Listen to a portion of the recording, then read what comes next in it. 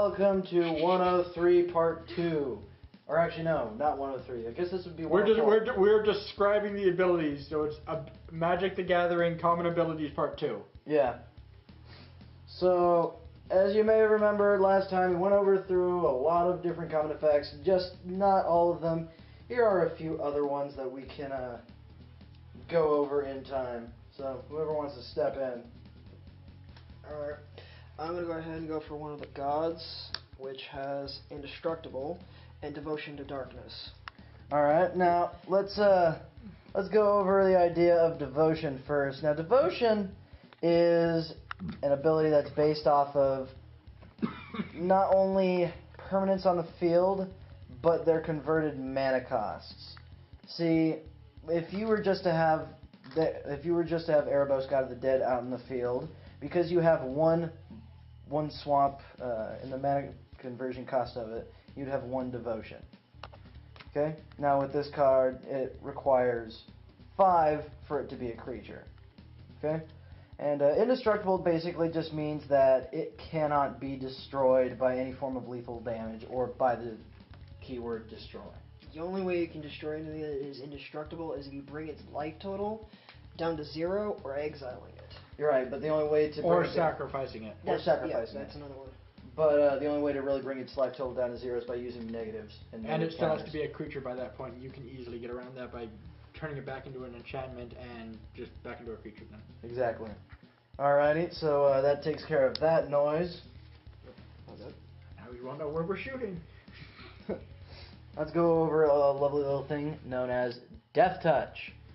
Now, this isn't a creature, which is sad, but this does bring into its idea of Death Touch. Death Touch basically means that any form of damage, no matter how much it does to a creature, is enough to kill it. Doesn't matter if it's 5/7, 3/2, and the creature you're using is 1/5. That one bit of damage is enough to kill the other.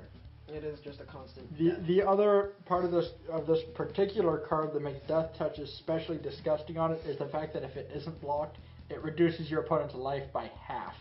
Rounded up. So they're typically gonna block. Yeah. So, lovely, beautiful things.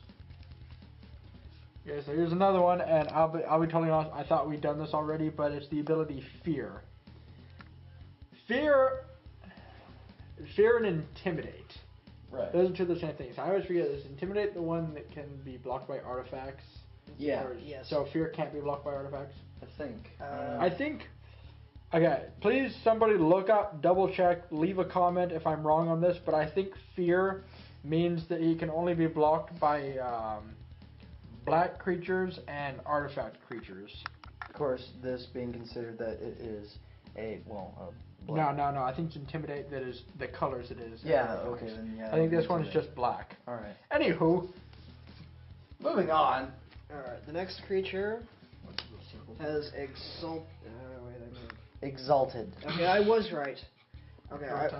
Okay, sorry. Exalted, which what it is when a creature attacks alone, it gains a +1/+1 until the end of turn. Now, the beautiful thing about this card is that all it needs to do is just be out in the field, and any creature that you use that attacks alone gets the Exalted bonus. And I have to say that absolutely nothing in a fight pisses your opponent off more than I've summoned 4 of this particular creature, which is a 0/2, and then plinked him to death with it for 4 damage at a time. It does actually stack. Yes, Exalted stacks. Now, with all that kind of fun stuff going on, let's see if we can't get into a little bit more interesting subject matter. No, we're doing my thing first. Now we're going to get into 2 different subjects that confuses a lot of people because they're called the same thing, but they are not the same thing.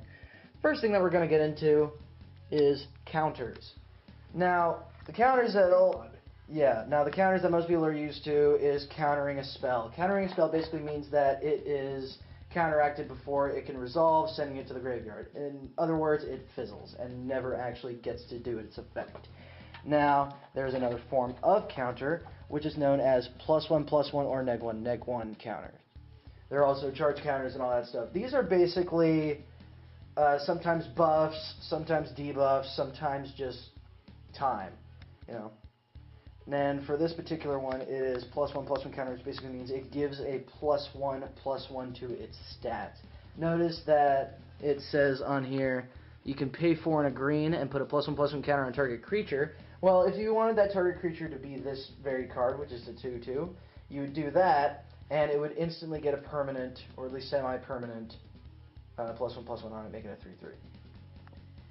Now we've gone over that odd subject matter. That will be covered later as well. Let's get more confusing with the ability Cipher. Oh, Jesus. Cipher Psi.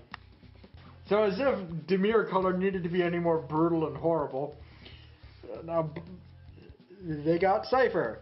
Now, as many people may have noticed, black and blue tend to be very spell-heavy decks. They don't have a lot of creatures. They don't have a lot of focus on the creatures.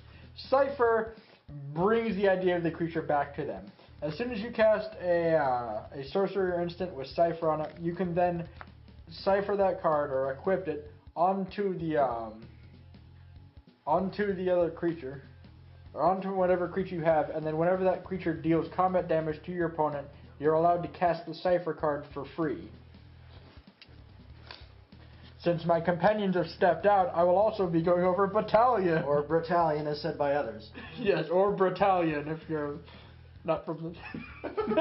if you are wordly challenged or literarily challenged. Yes, you have Battalion. No, Battalion it's red and white, which it's the I always forget this guild. Boros. Thank you. This is the Boros guild ability. Now, Boros typically works in small, like with the colors of red and white. It works with small creatures that build up into a larger army. The Battalion ability capitalizes on that with giving your guys special abilities if more than 2 of them attack in a group. Actually, more than 3 of them attack in a group. I'm a bit retarded today. Yeah. Well, we're going to go ahead and talk about Annihilator. Oh, God. The thing that destroyed you. Okay. Annihilator is an ability which, as soon as this creature attacks, your opponent has to sacrifice? Sacrifice. Okay, sacrifice up to the number... No. It's not up to. Sorry. It is that number. The number of the, that is according to the actual, Annihilator ability. I don't want to sacrifice 4. I'll just do 1. Yeah, no, up to would not be the best way to describe it, but... Yeah. Because I've actually had this happen to me where he summoned that on me and had Annihilate. What was it, on turn 4? I summoned that on him on turn 4. Yeah, that's 11 cost. Because I just... Oh, wait, you don't have the cost in there, do you? Oh, sure you do. It's just, like, right... Meh. Or I could have moved the card. Anyway. Here, I'll just... Dirt. And problem solved. Boy, this is going to be fun to edit. Yeah. Don't worry, I'll have all the time in the world. So anywho, then we have Unleash. Have you straightened my cards? Sure, it's in the shot. It is in the shot. Now it anyway, is. we have Unleash. Since I've been, I guess, designated to go over all the guild abilities, this would be the Rakdos guild ability. Unleash. It is one of the more interesting and strategy-specific abilities that's used. Because when your character comes into play, you're allowed to activate his Unleash ability, which would put a 1/1 counter on him. But then from then on, your guy cannot block. Now, as the ability specifically states, if he has any 1/1 counter on him, then he can't block. So it's the idea of you're going to trade power for not being able to block. Some of these guys have Death Touch, which would be good on a blocker, so you may not want to unleash them. If your opponent can put 1/1 counters on your guys, they can screw you over hardcore with Unleash. It becomes a very, very tricky and skillful game to figure that out. That it does. Back to my cards. Now, another interesting ability that isn't necessarily guild-wise, but does have a lot of green. No, I got all the guilds. Yeah. Is Landfall. Most of the time, it's just an effect that happens when land enters the field. In this case, whenever a land enters the battlefield under your control, you may add 1 mana of any color to your mana pool. That was really slurred. I reviewed it again today. I'd also like to point out that this is also whenever a land enters the battlefield. Landfall ability is only when a land enters the battlefield. Yes. Under your control. Yes. Excellent. Continue. Alright. And that is basically what Landfall is. Congratulations. Alright. Story arc over. Next one is a kicker cost. which is you tap an extra mana for its normal mana cost. So this would be 3 because you get 2 from the main one and then 1 for the kicker cost. Which when this comes into the field, the opponent sacrifices a creature. Where the kicker cost could be different for other things. Are you guys done bickering? No. We'll never be done. But we will stop. Yes, we will. Alrighty. So then we have more guild abilities. My old guild. Which I forget the name of. Simic. Simic. I've been out of the game for way too long. So on this one we have 2 abilities we haven't gone over before. We have the Flash ability, which, for the way that the cards are played, the creatures, enchantments, artifacts, and sorceries, and planeswalkers can only be played during your turn and have to be first on the stack. The way Flash works is it allows you to treat whatever that's on as if it were an instant. So it can go on, it can be played at any time and go on at any time in the stack. The other ability that Shamble Shark has, holy crap I said that right, Congrats. is Evolve, which is whenever a creature is summoned on your side of the field, who has an attack or defense higher than his, you can put a 1/1 counter on him. Beautimus. Just you and your OCD. So keeping with the guilds, I'm the only one with the cards left. Keeping with the guilds, we have Gruul. Oh, you actually remembered that one. Sorry, I had to punch somebody. Anyway, Gruul. Please don't edit that out. With Gruul, we have the Blood Rush ability. Now, Gruul it's green and it's red, so it's very high cost, high power, creature heavy. So what, of course, does it need? It needs bigger, meaner creatures. So the Blood Rush ability allows you to discard the creature for its Blood Rush ability, or for its Blood Rush cost, and add whatever number is on its Blood Rush, down here in the description of it, to the attacking creature that you're attacking with. However, the card must be in your hand for you to use Blood Rush. Yes, the card has to be in your hand.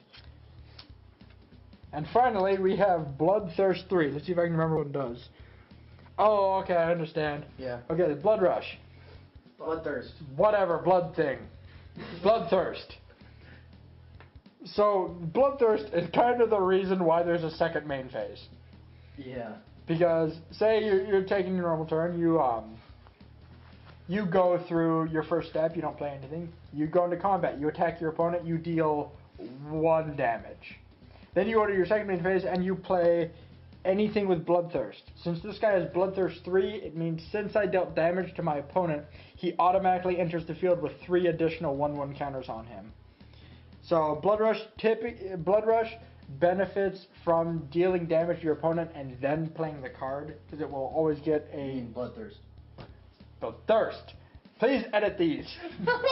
That's gonna be hard considering. Oh, Barry, don't edit these together. Watch Game Grumps. Yeah. Everybody watch Game Grumps, watch Markiplier, don't watch these.